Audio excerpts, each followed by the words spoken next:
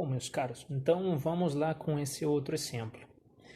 Este exemplo corresponde àquele caso especial de múltiplas soluções ótimas. Eu aqui simplesmente já trouxe para vocês a função aditivo. Ela já está aqui, né? É uma função de maximização, onde z é igual a 8x1 mais 4x2, tá? Essa função ela está sujeita a quais restrições? Primeira restrição, que é 4x1 mais 2x2. Segunda restrição, que é x1 mais x2 menor ou igual que 40. Né? x1 e x2 maior ou igual do que 0. Né? Seriam as restrições de não negatividade. Lembre-se disso sempre. Né? Restrições de não negatividade. Beleza? Então, que foi o primeiro que eu fiz? Primeiro passo que nós já tínhamos feito no outro exemplo. Converter as minhas inequações em equações. É simplesmente mudar o valor da... gente, vocês estão ouvindo buzinadas, essas coisas, mas... como eu já falei em outros vídeos, a gente está se reinventando, tá? Eu não estou num estúdio de gravação, né? Então vai ter alguns barulhos por aí que vão atrapalhar de vez em quando, tá bom? Então, eu simplesmente retirei o menor igual e deixei igual, tá? E aqui do meu lado direito, o outro que eu fiz foi substituir a minha expressão ou deixá-la expressada em termos de y. Ou seja, eu expressei a minha função em termos do meu y com o intuito de começar depois a operacionalizar essas funções aqui, que correspondem a cada restrição, para poder achar os pares ordenados de pontos que me permitirão fazer aquela figura, aquele gráfico e achar o meu polígono de soluções viáveis, tá bom? Então, em termos gerais, que foi o que eu fiz, né? Só vou abrir um pouco mais aqui a folha, né? Que foi o que eu fiz? Eu peguei as minhas funções 1 e função 2, que estão aqui mesmo, né? E eu dei valores para x1 e x2. Chutei aqueles valores de x1 igual a 0 e x2 igual a 0. Então, o que acontece se, primeiro, x1 é igual a 0, que é o que aconteceria com x2? E se x2 for igual a 0, que é o que aconteceria com x1? Essa foi a lógica que eu apliquei para achar os meus dois pares de pontos para cada equação que me permitiriam obter uma linha reta. Você se lembra que eu tinha falado lá? Para obter uma linha reta, eu preciso de dois pontos, né? O único que eu estou fazendo aqui é achando primeiro o par de pontos, um no eixo y e outro no eixo x, para poder achar esse intercepto aqui. Intercepto não, esse ponto, né? E o segundo ponto não seria nada mais do que esse outro ponto onde vai se unir, onde seria o final da minha reta, tá bom? E lembre-se que foi o que eu fiz. Eu falei, se x1 vale 0 aqui na minha função, quem que era x1? Nós tínhamos falado que x1 era igual a x e que x2 ia ser igual a y. Então, se x1 vale 0,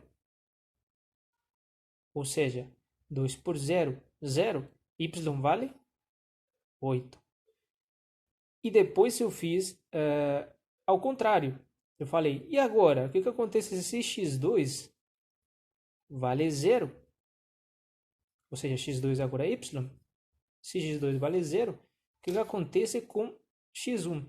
Ou seja, vai ser igual a 8. E se, então, x2 vale 0, então x1 vale 4. Portanto, x2 vale 0. Beleza? Aí, depois que eu fiz, apliquei a mesma lógica, essa lógica que está aqui, na segunda equação. Falei, se x1 vale 0, y vale 6. Né? E se x2 vale 0. Ou seja, x2 vale 0. Y vale 6. Né? Porque 6 passa ao outro lado negativo. Menos 6 dividido menos 1. Tá? 6. Beleza? Então, com esses dois pares de pontos, eu já posso fazer duas retas, né? Aí eu trouxe o meu plano aqui, né? Cada unidade aqui no eixo X e no eixo Y correspondem a 1, tá? Como assim, professor? 0, 1, 2, 3, 4. 0, 1, 2, 3, 4. Beleza? Então, quais são os meus pontos para essas linhas retas? 0 e 8. 0 em x, ou seja, não me movimento para a direita, fico aí. E 8. 1, 2, 3, 4, 5, 6, 7 e 8. Esse é o meu primeiro ponto. 0, 8. Da minha primeira reta. Agora o ponto 4, 0. 1, 2, 3, 4. 0 é 4 em x e 0 em y. Então, ou seja, eu não vou partir para cima. Eu vou ficar aí. Aí, escolho esse ponto. E aí eu venho com a minha régua e faço a minha linha aqui. Tá? Beleza? Segunda reta. 0, 6. Ó, 0, 6. Vamos para a nossa segunda reta. 1, 2, 3, 4, 5 e 6. Né? 0, 6. 0 em x e 6 em y. 6 e 0. 6. Opa. É isso mesmo. 6 em x. 1, 2, 3, 4, 5, 6. E 0 em y. Né? É aqui, ó. Beleza? Aí eu monto a minha segunda reta numérica. A minha segunda reta. Desculpa. Aí eu dou um nome para cada um dos pontos, né? Deve ser feito isso comumente, que seriam, então, esse ponto daqui, 0,8, esse ponto daqui vai ficar sem nome, por quê? Porque já vou explicar o porquê. Né? Então, dou esse nome daqui, por exemplo, ao ponto do vértice 0, 0, dou o nome A. Por que você escolhe 0, 0 aqui e no exercício anterior não, Euler? É modismo, né? É o preciosismo, mas a maioria das vezes, nesse caso, quando estamos falando de problema de maximização, nós estamos procurando o que está para lá para cima e não o que está para aqui para baixo. Então, isso daqui é irrelevante a maioria das vezes. Mas vamos falar que eu dei o nome de A para o ponto 0, 0. Eu dei o B para 4, 0 e o D para 0, 6. Euler, e esses daqui você não deu nome. Por quê? Calma, vamos lá. Se nós formos pensar na mesma linha de raciocínio que nós usamos no exercício passado para achar o nosso polígono, ou seja, essa região daqui, né, corresponde a toda a área verde, toda essa área daqui, a gente teria que fazer aquela comprovação. Você se lembra que eu tinha falado lá? Vamos comprovar, vamos dar valores,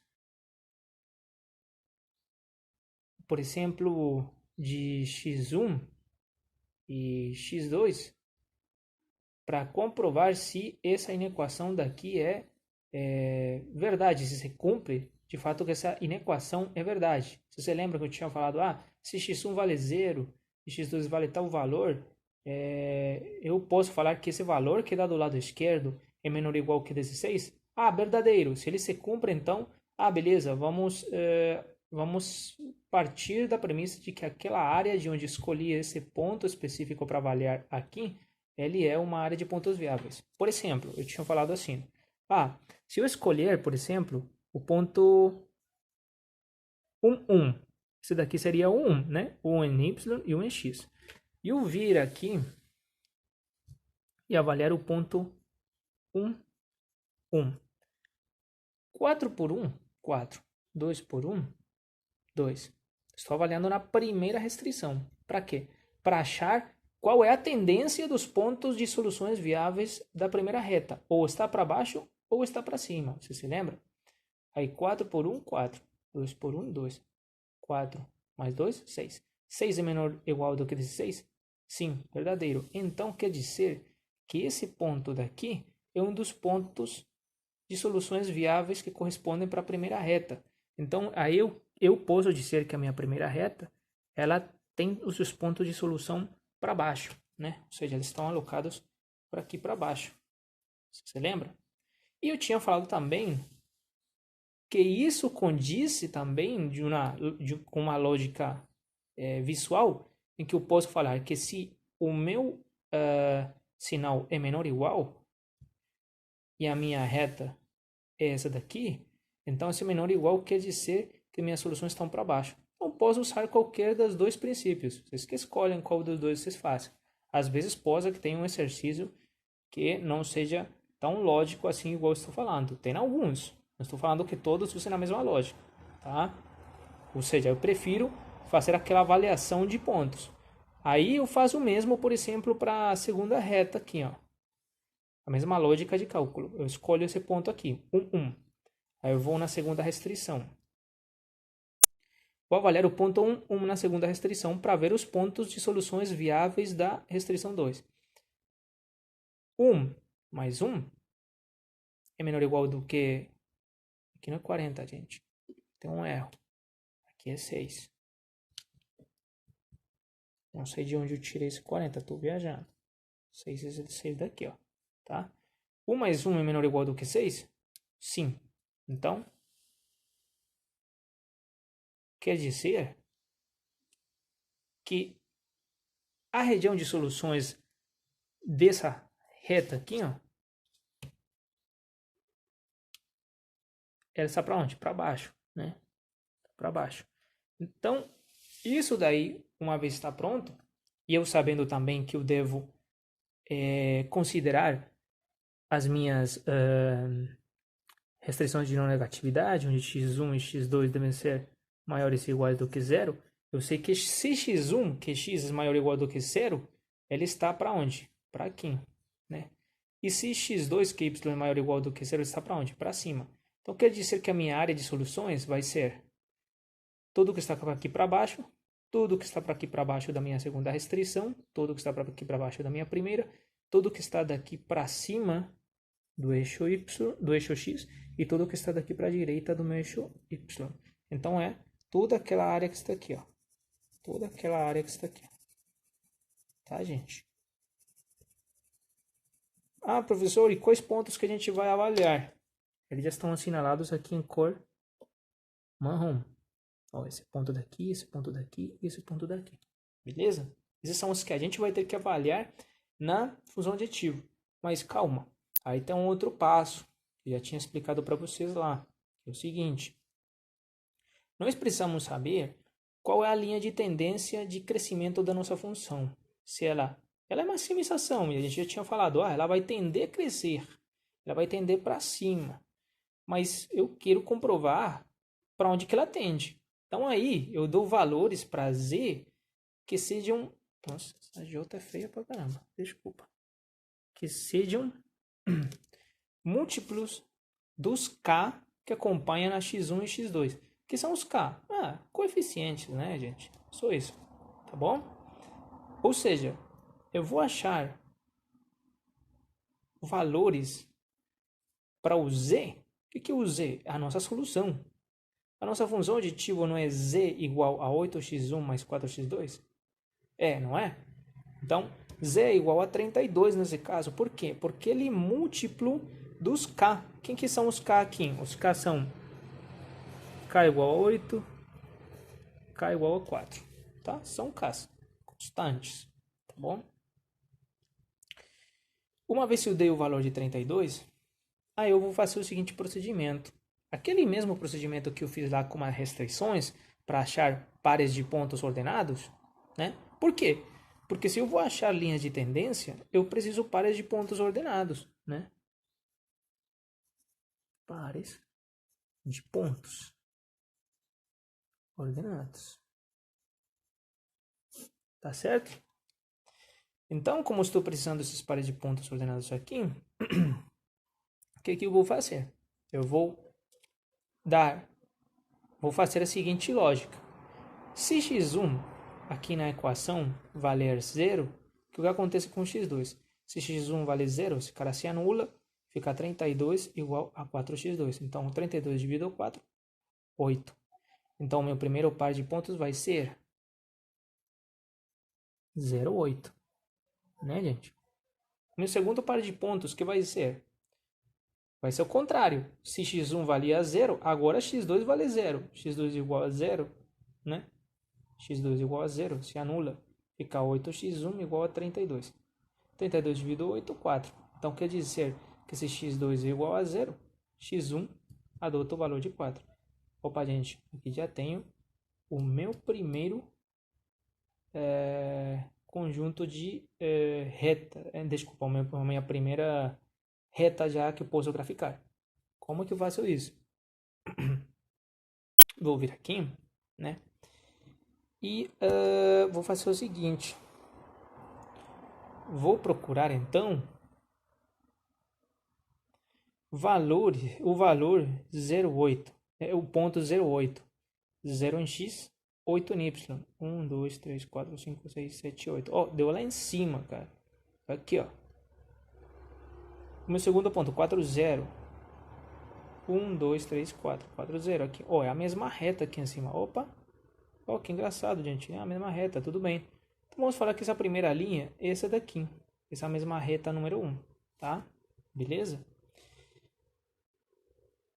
Isso eu já fiz para o primeiro valor da minha linha de tendência.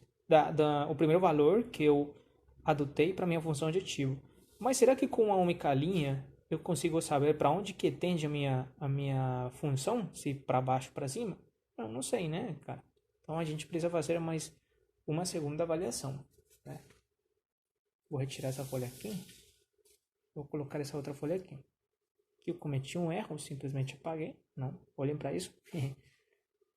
A continuação seria a seguinte. Então, eu vou pegar a minha função aditivo e como lá eu dei o valor de 32, aqui eu vou dar o valor de 36, né? Então, esse valor de 36 fala o seguinte. Cara, é o seguinte. Fazendo aquela mesma lógica, se x1 igual a 0, o que acontece com x2? E se x2 igual a 0, o que acontece com x1? Aplicando essa lógica aqui, eu vou obter esses valores. 0, 4 e 2, 0. Eu não preciso entrar em detalhes da mesma coisa que eu já expliquei antes, né, gente? E se x1 igual a 0, se anula, fica 4x2 igual a 16, 4 passa a dividir, então o par de pontos é 0, 4. Né? Isso já está claro. Então eu vou vir aqui no meu gráfico. A gente se reinventando aqui com essa aula, gente. Aí fica então 0, 4. Primeiro ponto. 0 em x. Né? 4 em y. 1, 2, 3, 4. Isso tá meio abacalhado porque eu rabisquei pra caramba, né, gente? 0, 1, 2, 3, 4. Fica aqui em cima. Beleza. E outro ponto. 2, 0. 1, 2. Né? E 0 aqui. Então tem outra linha, gente. Eu tenho outra linha que 4, 0. É uma linha que eu vou colocar aqui, ó, gente. Sei que vai ficar meio abacalhado. Mas é essa linha daí. Então o que quer dizer? Primeiro, nos deu a primeira linha que nos deu, aquela linha de tendência. Lembre-se, essa linha de tendência é 1. E essa daqui, nossa, é linha de tendência 2. Tá? Então, a primeira linha de tendência, ela nos deu lá em cima. Não estava ainda nem dentro da região de soluções. Só que essa outra, ela abaixou a tendência. Ela falou, a tendência minha não é para lá. Minha tendência é para baixo. Né? Beleza? Então, o que quer dizer? Primeiro, ou que as soluções não correspondem a algum desses dois pontos, ou que a solução corresponde a esse ponto daqui. Ainda sendo um problema de maximização, vocês viram o que eu falei. A tendência já falou, procura a solução lá para baixo. Mas, preste atenção, como a linha de tendência que nós achamos é uma linha idêntica à linha da primeira restrição, né? Então, quer dizer que aqui nós podemos ter duas soluções muito semelhantes. Por isso que esse problema daqui é de múltiplas soluções. Já vamos explicar o porquê. Então, aí isso quer dizer então que essa tendência nos falou, ó, procure a solução por aqui, ó, por esse ponto. Beleza? Vamos então retirar essa folha um segundo e vamos voltar aqui. Então, uma vez eu já achei, eu não devia ter tirado essa folha. Peraí. Uma vez eu já achei as minhas linhas de tendência, eu já vi para onde que os meus valores vão, né? Meu valor, para onde que a minha função de objetivo tende, se ela tende para baixo, tende para cima, nesse caso tender para baixo. Então agora eu preciso ver quais são os valores que teriam, quais seriam os valores da minha função objetivo avaliando esses pontos aqui, o ponto D e o ponto B. Esses dois daí eu conheço, são 4,0 e 0,6, mas esse daqui eu conheço? Não, né? Esse daqui não conheço. Por quê? Porque ele é um vértice que tem que ser avaliado, mas ele está aí no meio. Eu não sei o valor exato. Aí o que eu vou fazer? Eu vou fazer aquele sistema de equações entre a restrição 2, que é a que corta a restrição 1, tá? Restrição 2, que é essa mesma linha que está aqui, ó. Que corta a restrição 1, tá? Que seria essa daqui, ó. Beleza?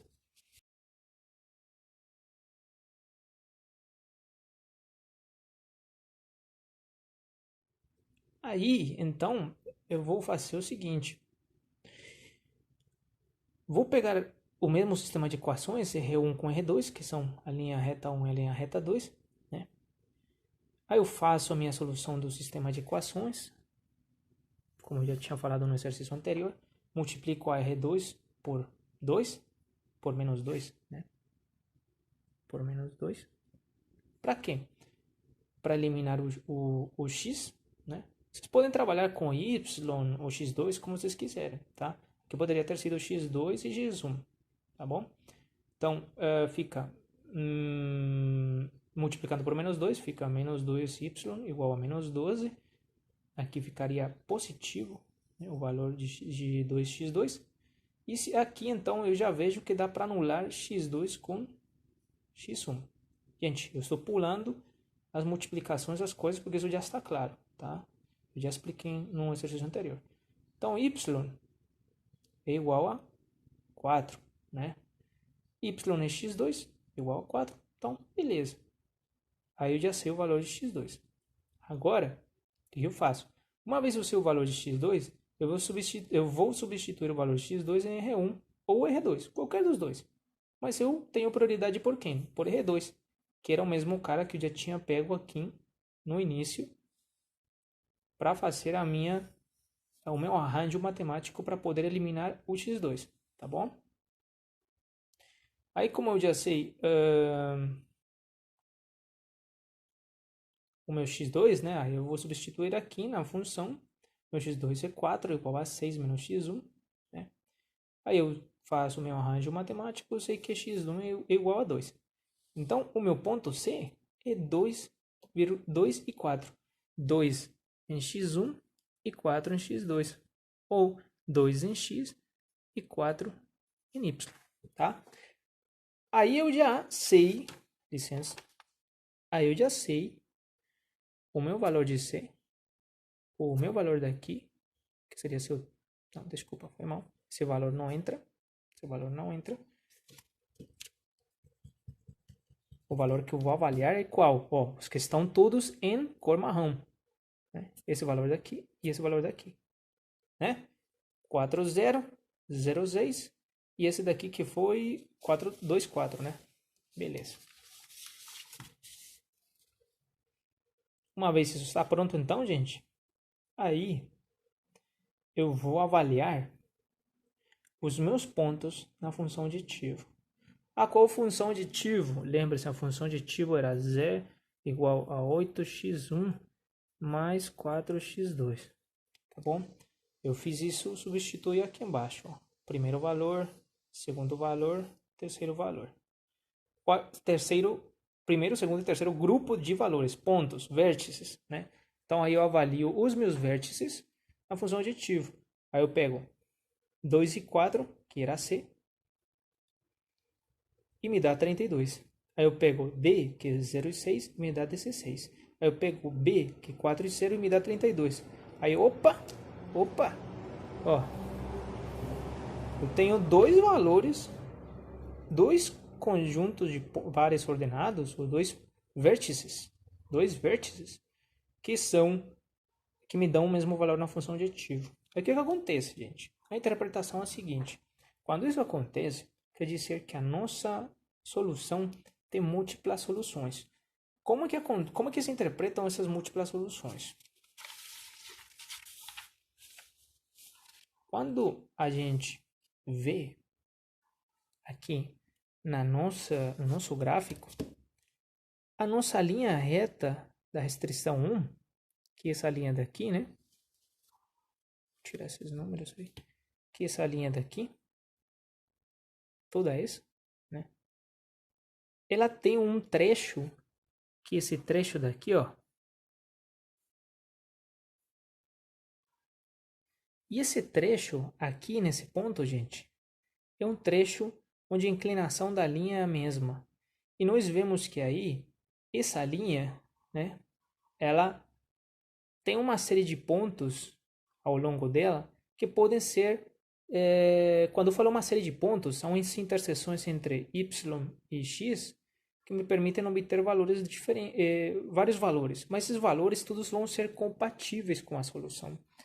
Em termos gerais, eu estaria obtendo algo como o seguinte: eu estaria obtendo uma figura mais ou menos, eu vou fazer isso bem bonitinho aqui, bonitinho entre aspas, vou tentar fazer, né, gente?